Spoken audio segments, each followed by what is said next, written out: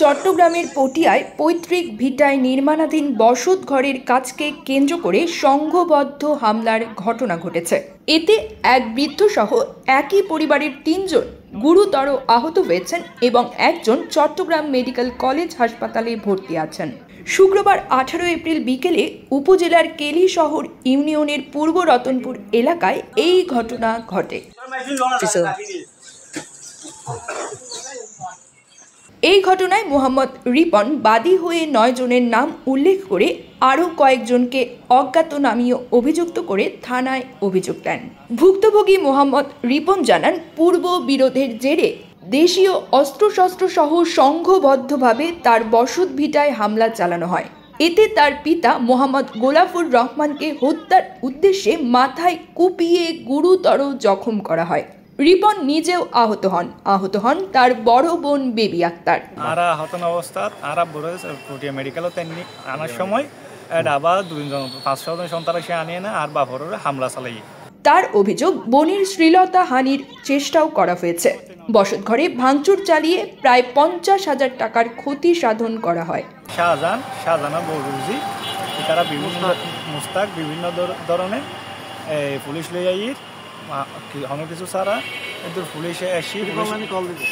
পুলিশে আইনের পরে পুলিশে থানার দেখাই থানাতে তারা নুয়াইনের পরে হাজগত্তু গিয়ে শুক্রবার আজিয়ে হাজগত্তু গিয়ে আর বেগুনে পাত্তর মারার দেখি ইয়ার আগরবারও একবার পাত্তর মারি অতিরিক্ত বাবা আর বাপ সিটাং মেডিকেল বর্তমান আছে আয় গুরুত্ব আহত আয় ওই আর আব্বা জানো আর আপাতার হয়তো সাদি তারা রেফার তারপর আর তার মাফামাফি দিয়ে উভয় সরকার আমি দিয়ে মেম্বারের মাধ্যমে মেম্বার উপস্থিত আছেন।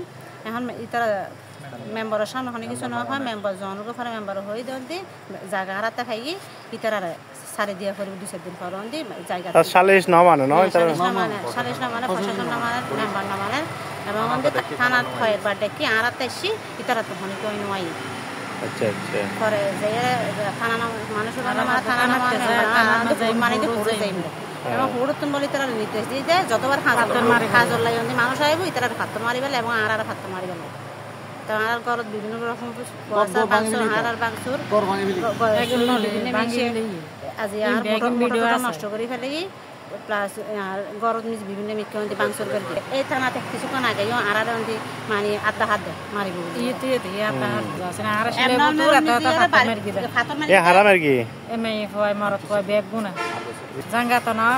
জায়গা না পাই ওনারা সালিশ বৈঠক ন মানে ওনার উপর হামলা চালার দাঁড়ি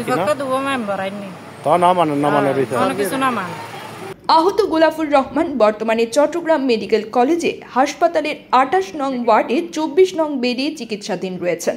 এই ঘটনায় পটিয়া থানায় লিখিত অভিযোগ গ্রহণ করা হয়েছে। পুলিশ জানিয়েছে তদন্ত সাপেক্ষে আইনগত ব্যবস্থা নেওয়া হবে।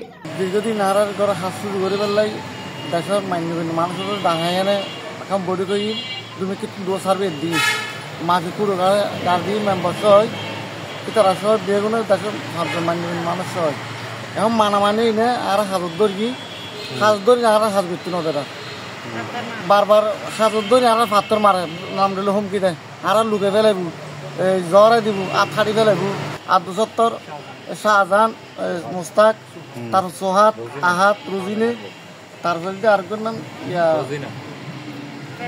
ফেরদৌস এখনো থানা থাই না এখন আর আধা হাত হাজার ফাড়ি ফেলি মানে মামলা টামলা করলে তো ওনারা প্রশাসনও জানেন না প্রশাসন সাক্ষী আছে প্রশাসন একবার কি আর এলাকার মধ্যে তারা নয় তারা ন বডি ডাইরেক্ট হাই নয় এখন ওনারা প্রশাসন আইন রাস্তা রইতাম স্যার